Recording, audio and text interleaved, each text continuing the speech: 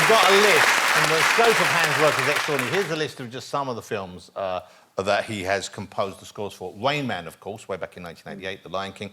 Gladiator, what a piece that was. The Last Samurai, The Da Vinci Code, Pirates of the Caribbean. I know you didn't do all of them, but you did most of them. Batman Begins, and, of course, The Dark Knight with the Joker. And that, I mean, The Dark Knight is my favourite, the Christopher Nolan Batman movies. It must be strange, though, because you're giving a big chunk of yourself to a project that you don't have final say over the finished item. I mean, that is still always the director, I guess. It is. I mean, but then I have, like the way I work with Christopher Nolan, we have this weird way of working whereby, like, he tells me the story, you know the thing about Interstellar, you know, I'll tell you. So I write to Chris and he goes, listen, if he were to write something, just write me a letter with just a metaphorical story. It had nothing to do with the movie, and he would never tell me what the movie was about. Would I give him a day and just write whatever came to me, you know? So you would compose based not on the script? No, just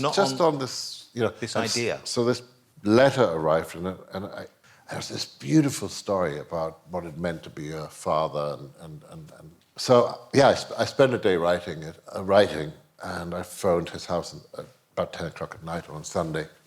His wife answered, and I said, Emma, and, you know, I've done it. Do you want me to send it over? She goes, oh, Chris is curiously antsy. He's like pacing up and down. Do you mind if he comes over?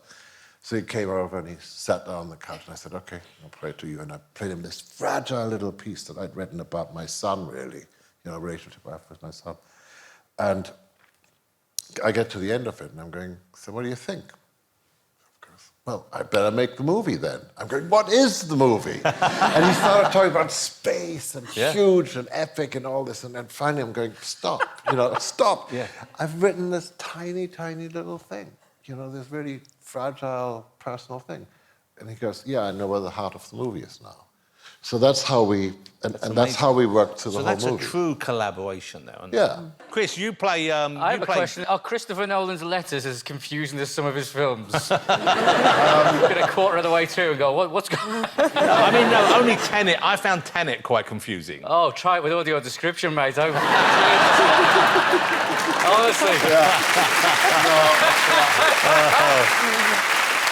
But I love what you did in Inception, because it's, I know it's been talked about a lot now, but it's so incredible because it kind of works on a different level for the audience, doesn't it? Well, it became a sort of, it became a cliche. It became this sort of brrr sound. Yeah, everyone uses it. Brrr. Exactly. And then is that your fault? It's entirely my fault. But what is not my fault is that every trailer started to use it. And it kept driving me crazy. Because with us, it's a story point. Yeah. It tells story. With trailers, it's just... They didn't know what to use to hide their cuts. Yeah. It's just a device. Yeah, but it's still a great device. I'd love to think in the studio as well, Hans, it's just you going... No, I to a microphone. Actually, no, I just had all these crazy brass players who just have a lot of courage. And I put a piano in the middle, put a brick on the pedal, and just said to these brass players, just play into the piano in a big church. So the whole. So they're blowing their brass instruments into the piano. Yeah, and the strings are vibrating. Wow, so that's where you get. Yeah. Amazing. Not if you had to clean the piano afterwards. A lot of spin in there.